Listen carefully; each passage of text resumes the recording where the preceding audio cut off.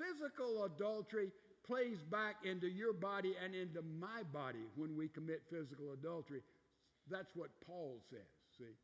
That's what Paul says. It affects who you are inside more than any other sin sexual immorality does.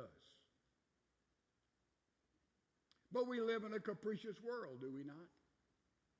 We live in a very, very capricious world, a world of affairs.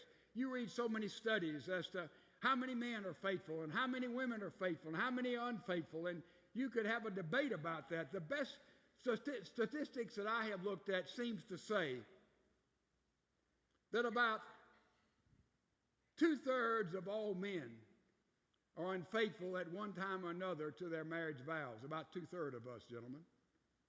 With women, it's about 50%. With women in the marketplace, it goes up to 60 to 65%. So we are an adulterous people, all of us in this culture in which we live. To show you how serious it is, there was a group of women, when their kids got in school, they decided they would study French. And so 11 women got in a French class together, and they were one day at a meal, and one of the women, they got close and they would share their thoughts and share a little extracurricular activity with the other women. And one woman said, well, how many of us, 11 of them, how many of you women have been faithful to your marriage, faithful to your husband, all the time you've been married? And one hand went up out of 11. Now, a woman went home and told her husband, said, we were eating together, and named the woman who asked how many have been faithful, and said only one hand went up, and she said, that wasn't my hand. And her husband said, what?